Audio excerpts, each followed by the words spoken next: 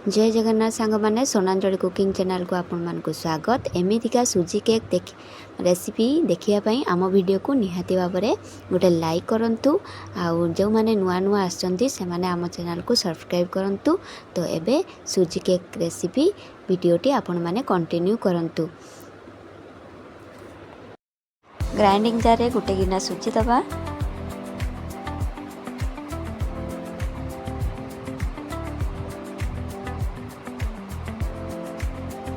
तो जो गिनार आम सुजी नहीं से गिनार टिके कमे की चीनी नबा। तो चीनी को देदबा ग्राइंडिंग जार रे। तो एबे आम ढांकुणा देदबा देखी भल से ग्राइंडिंग करनबा।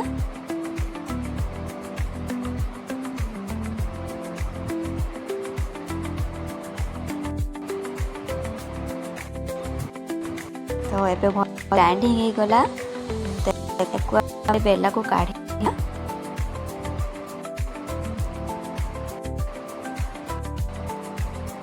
तो माने किसी समय आगु क्षीरटा को गरम करके किसी समय उषुम करके रखी। तो जो गिना सुजी नहीं थी तो सही गिनार ही मुझे क्षीर ऐड कर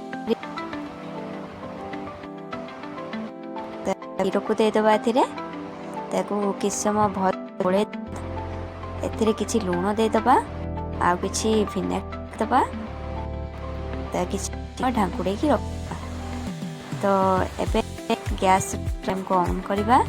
एथिरे बसेबा कढ़ई चिल्ली बाली को किसी समय हीट होगा आम छाड़ी दबा। तो गैस रो फ्लेम टिके जो माने हाई रखिबे आ किछि समय बालीटा गरम होगा आम छाड़ी दबा।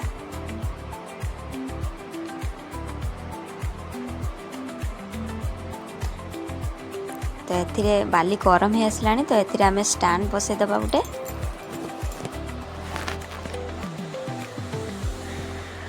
गैस रो फ्लेम को टिके लो कर दबा। तो आमे जो सुजी टिके गुले की रखिले तो ताको आमे रखिबा।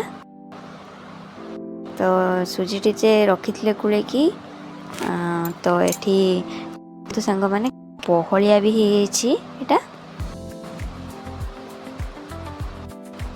तो आउ टिके किसी समय गोले की आ किसी समय गोले दबा को। तो एठी मुटे माने केक प्रस्तुति पई गोटे जगह नहीं। तो एथिरे आमे तेल दे दबा। ताको भल से लगे दबा या भीतर।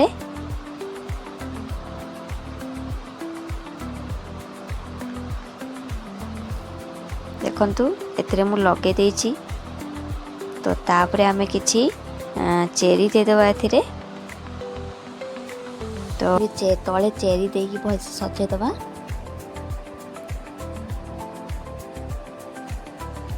तो ये सुजी को एथिरे आमे दे दबा।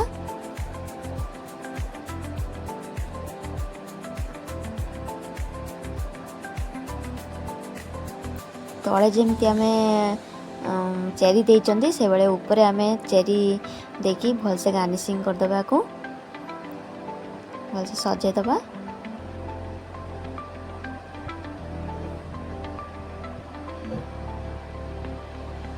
तो एटा तो सजे देली।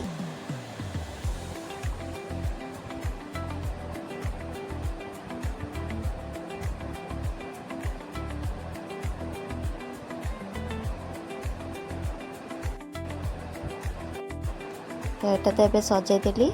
तो एबे गैस रो फ्लेम को हाई लो कर। तो एटा हमें एथिरे बसई दबा थाली ढंकुरे दबा। तो एटा हवा पाई प्राय पूरा 2 घंटा मत लागी गला। 2 घंटा पर मु देखुची मझिरे भी देखी। तो एबे कंची पुड़ी टिके देखिबा एटा हेइची कि नहीं। तो एटा हेइ जाइची काहे ना हाथ रे चिपकू नहीं। हाथ रे चिपकिले जानिबे जे एटा हेइ नाही। एटा पूरा हेइ जाइची आ केते सुंदर भी देखाउची बढ़िया भी फुलीची। एटा ना एथिरे मु सोडा देइची ना इनो देइची मु किछि भी ऐड कर नाही। तो आमे एटा हेइ जाइची। तो एबे आमे तळ को काढी नबा। एबे कटिंग कर नबा। तो देखंतु सांग माने केते सुंदर भाबरे एटा हेइची आ नरम भी हेइची। ଥରେ ବନେଇକି ଖାଆନ୍ତୁ ସାଙ୍ଗ, ପାଟିରୁ କେବେ ବି ଛାଡ଼ିବନି। ତ ଏମିତି ଆମର ନୂଆ ନୂଆ ରେସିପି ଦେଖିବା ପାଇଁ ଆମ ଚ୍ୟାନେଲକୁ ନିହାତି ଭାବରେ ସବସ୍କ୍ରାଇବ୍ କରିବେ। ଆଉ ଆମ ଭିଡ଼ିଓ ଯଦି ଭଲ ଲାଗିଛି ତ ଲାଇକ୍ ନିହାତି ଭାବରେ କରନ୍ତୁ। ଜୟ ଜଗନ୍ନାଥ, ଜୟ ମା ଲକ୍ଷ୍ମୀ।